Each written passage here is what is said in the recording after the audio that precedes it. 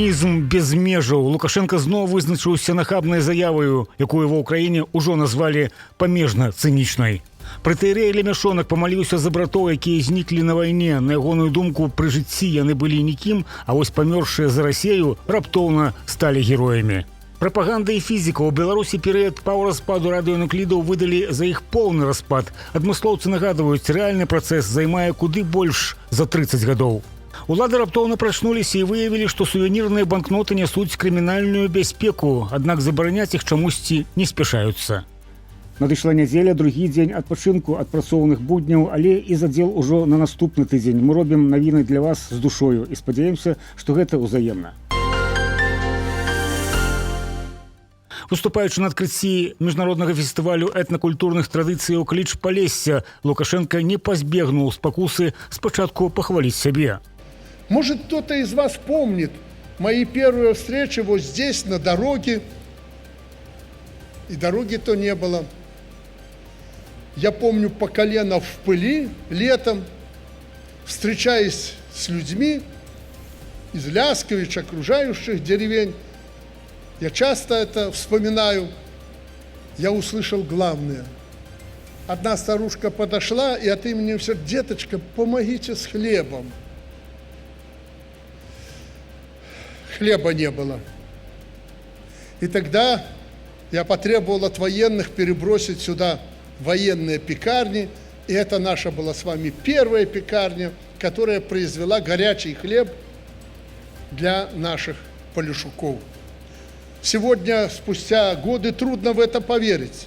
Але гэта няхай, прыніжаючы палішукоў як адсталых, што заўсёды жылі на дрыгве, на багнах, дыктатар крануўся і незалежнага народу Украіны, назваўшы іх жабракамі-бедалагамі, якія маглі карміцца толькі з дароў беларускіх лясоў, вольна пераходзячы мяжу. І вайна няхай не будзе перашкодаю. Ён быццам бы адкрыў мяжу зараз з паўднёвага напрамку для звычайных людзей. Хай ідуць. К нам пусть приходят все, мы для этого открыты. Идет война, нас обвиняют в агрессии. И в то же время агрессор приказал открыть границу для ваших соседей, бедолаг украинцев, которые, помните, к нам ходили через границу, собирали дикорастущие плоды, ягоды, грибы, еще там, что у нас растет на болотах и в лесу со стороны Украины. И я тогда поинтересовался еще до войны, а сколько крестьяне? Это же бедолаги там же простые люди живут по ту сторону границы. Там наши люди живут. Мы открыли для них и в войну границу. Какая война может это перечеркнуть и закрыть границу? Никакая. Поэтому я приказал военным и пограничникам открыть пункты перехода, чтобы люди приходили и, как обычно, здесь собирали эти дикоросы и нормально жили. Мы будем делать все для того, чтобы был мир. Никакие мы не агрессоры.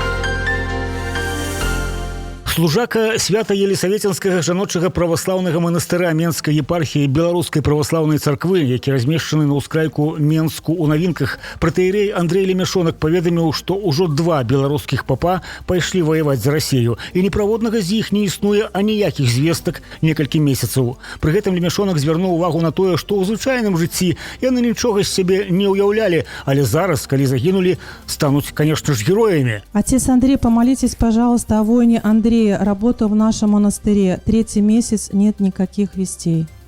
Все, батюшка. Ну да, воин Андрей, У нас воины воюют. Воюют воины, да. Сейчас еще один пойдет. Он уже был. Сейчас опять пойдет на Запорожский фронт, командирует. Да, воины воюют. Воюют за нас с вами, кстати. И погибают за нас с вами. А у нас спокойно. Да. А если бы не воевали, у нас бы уже все было по-другому. Так что, да, есть люди, которые герои. Герои, да. А в миру были такие, ничего себе хорошего не представляли. А вот пошел человек и стал героем. Да, вот так и в жизни, да. Еще неизвестно, чем мы с вами окончим. Андрей Лемешонак, нагадаем, подвязаўся быць адвакатамі д'яблаў. Ён моліцца за Лукашэнку і Пуціна яшчэ за Качанаву, а ў 2023 годзе падзякаваў беларускаму дыктатару за тое, што ў нармальным грамадстве лічыцца злачынствамі. Ён падтрымаў збіцці і забойствы тых, хто ўчыніў паводле Лемешонка смуту ў 2020 годзе. А сапраўдная праваслаўная вера паводле Ірада можа быць звязаная толькі з Расіяй. Таксама пратэірэй актыўна дапамагае расійскаму агрэсару і словам, і справаю за рахунак адзінага ў Менску манастыра, які паводле расследавання журналістаў зарабляе на паддаткаванні ўладам і падтрыманні вайны мільёны рублёў. Захоп Крыму ён падтрымаў адразу. Лемешонку 70 гадоў, ён служыць у навінках, дзе разам з адыёзным прарасійскім манастыром знаходзіцца таксама псіханеўралагічны дыспансер. Крэдыторская запазычанасць арганізацыі ў самай прырасійскай у Беларусі Віцебскай вобласці, мяжуе яна на дыстанцыі амаль 1300 кіламетраў з двума вобласцямі РФ, склала 11 мільярдаў 200 мільёнаў рублёў. Пра тое кажуць нават афіцыйныя крыніцы. Агульны аб'ём і дакладная абсалютная лічба сукупнай крэдыторскай запазычанасці па ўсёй Віцебскай вобласці за 2025 год у адкрытых зводках Нацыянальнага статыстычнага камітэту Рэспублікі Беларусь у выглядзе адзінага паказніка не публікуецца. Афіцыйная абласная статыстыка па фінансавых выніках прадпрыемстваў дэталізуецца лакальна. Пры гэтым у маштабах краіны на 1 студзеня 2026 года агульная запазычанасць арганізацыі склала 120 мільярдаў беларускіх рублёў. З іх пратэрмінаваная 11,8 мільярда рублёў. Але ўжо на 1 ліпеня яна павялічылася значна і складае ўжо 126 мільярдаў 100 рублёў, а пратэрмінаваная 13,8 мільярды рублёў. Зразумела, што пры ўладзе Лукашэнкі, калі Віцебская вобласць па сутнасці стала ізгоем, ёй ужо не падняцца. У Беларусі працягваюць скарачаць чарнобыльскі спіс. З наступнага года з пераліку радыеактыўна забруджаных выключаць адразу 177 населеных пунктаў. Адмысловага статуту пазбавіцца ў тым ліку Гомель, Лунінец, Іўе і Лельчыцы. Результаты анализов, которые проведены в аккредитованных лабораториях, свидетельствуют о том, что плотность загрязнения цезием менее 0,5 кюри на километр квадратный, что позволяет сделать вывод о том, что территория очистилась. Улады спасылаюцца на вынікі 5гадовага маніторынгу. Навукоўцы бралі сотні спробаў глебы і вымяралі ўтрымання цэзію, стронцыю і плутонію. Сваю ролю адыграў і час. За 40 гадоў пасля катастрофы на Чарнобыльскай АЭС частка радыеактыўных рэчываў сапраўды распалася, а ўзровень забруджанасці знізіўся. По результатам радиационно-гигиенического мониторинга за последние 3 года не регистрируются на территории Гомельской области населенные пункты, в которых выявлялись бы пробы молока и картофеля с превышением гигиенических нормативов по содержанию цезия и стронция. Але разом з тэрыторыямі асаблівага статусу пазбавіцца амаль 600 тысяч чалавек. Улады абяцаюць захаваць неабходныя медыцынскія і ахоўныя праграмы, аднак прызнаюць, особные меры социальной поддержки будут перегледжены. Для Гомеля это значит, что возрастет туристическая привлекательность города. Для туриста это означает, что город становится более открытым и доступным, где можно увидеть очень много интересных достопримечательностей, узнать что-то новое. Особое значение в Гомеле имеет развитие промышленного туризма, как для города индустриально развитого, где, безусловно, можно увидеть национальные достижения. Дзяржаўная прапаганда ўжо падае тое, што адбываецца як адраджэнне земляў, дзякуючы шматгадовай працы дзяржавы, а дакладней самога дыктатара.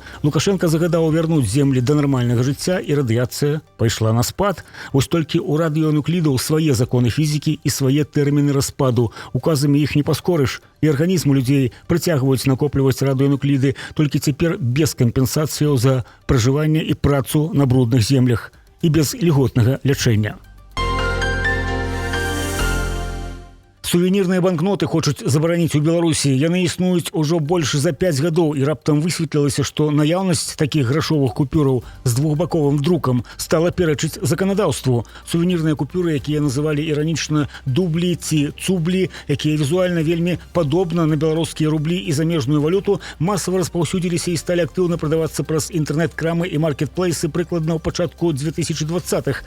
Праз некалькі гадоў жулікі дадумаліся мець з гэтага выгоду. Яшчэ ў 2024 годзе «Вечерний Брест» пісаў пра 11 выяўленых выпадкаў падмены сапраўдных знакаў Нацыянальнага банку на такія лёгка-важна вясёлыя. Махлярства заквітнела, з-за двухбаковага друку і падобных памераў зламыснікі сталі выкарыстоўваць іх пры разліках у дробных крамах або для падмены сапраўдных зберажэнняў пажылых людзей. Прокуратура Ленінскага раёну знайшла онлайн-платформу, якая прадавала падобныя банкноты. Тавары знялі з продажу, аднак крымінальных справаў яшчэ не было ў Беларусі. Такія дзеянні кваліфікуюцца судамі не як фальшываманецтва, паколькі сувенірная прадукцыя мае відавочныя надпісы і не прызначана для падману экспертным шляхам, а як махлярства або дробны крадзеж. Пастарайцеся быць уважлівымі не толькі на рынках, але і ў дзяржаўных крамах. Махляроў зараз пруд-прудзі. Час такі бессумленнасці і цынічнай нажывы на горы іншых. Гэта былі навіны Беларусі на Нехта Плюс. Далей у нас сёння вечаровае падсумаванне падзеяў тыдня з меркаваннем экспертаў. Пастараемся зрабіць выданне разнастайным і на розны густ.